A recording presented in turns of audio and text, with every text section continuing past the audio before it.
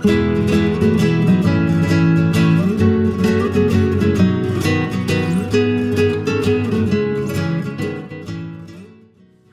my name's Becky, and today we're reading the 18th of December from Finding Hope Under Bethlehem Skies.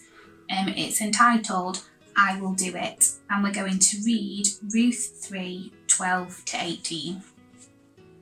But while it's true that I am one of your family redeemers, there is another man who is more closely related to you than I am. Stay here tonight, and in the morning I will talk to him. If he is willing to redeem you, very well. Let him marry you. But if he is not willing, then as surely as the Lord lives, I will redeem you myself. Now lie down here until morning. So Ruth lay at Boaz's feet until the morning, but she got up before it was light enough for people to recognize each other. For Boaz had said, "No one must know that a woman was here at the threshing floor." Then Boaz said to her, "Bring your cloak and spread it out." He measured 6 scoops of barley into the cloak and placed it on her back. Then he returned to the town. When Ruth went back to meet her mother-in-law, Naomi asked, "What happened, my daughter?" Ruth told Naomi everything Boaz had done for her, and she had added, "He gave me these 6 scoops of barley and said, 'Don't go back to your mother-in-law empty-handed.'" Then Naomi said to her, "Just be patient, my daughter, until we hear what happens. The man won't rest until he has settled things today." Don't be afraid. Yesterday, the spotlight of our passage fell on Ruth's stunning kindness to her mother-in-law Naomi. Today, our narrator now highlights the wonder of Boaz's response to Ruth's request. Imagine Ruth's heart beating rapidly in the darkness, waiting for Boaz's response. She had crept to this man's side in the middle of the night.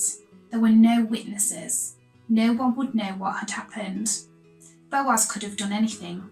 People would say Ruth just had herself to blame. But what does Boaz say? "And now, my daughter, don't be afraid. I will do for you all you ask."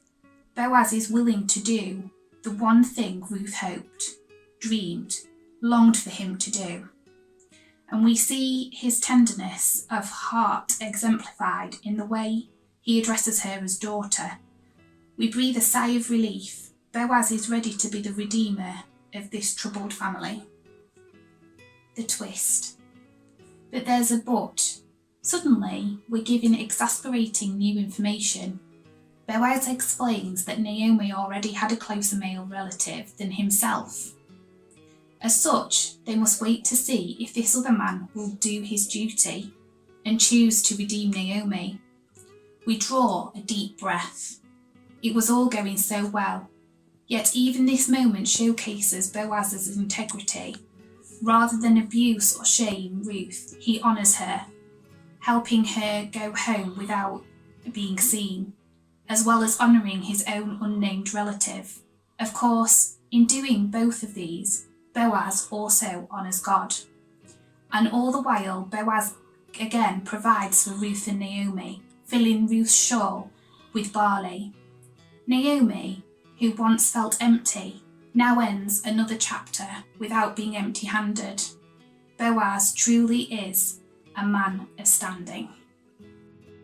Let me go there. In R.S. Thomas's short Advent poem, The Coming, the Welsh writer imagines the Father holding our world in his hands and inviting the Son to look at humanity in all our mess and brokenness. The poem closes with these precious words. The Son watched them. "Let me go there," he said. It's a moving depiction of all that we celebrate at Christmas, the eternal Son of God willingly stepping into our world in order to save us. But Thomas could have written a very similar poem about Boaz, as he looks upon Ruth and Naomi. "Let me go there, I will do it." Again, we find ourselves looking through Boaz to see Jesus. We have a gentle, tender Redeemer who again and again in the Gospels say to the least and the lowly, "Don't be afraid." Jesus will do it. He has done it. As you face the broken realities of our world and your own life, how does it feel to know that Jesus looked at them and said, "I will do it"? How does that help you not to be afraid at the darkness and hopelessness of our lives? Give thanks, rejoicing in this willing Redeemer.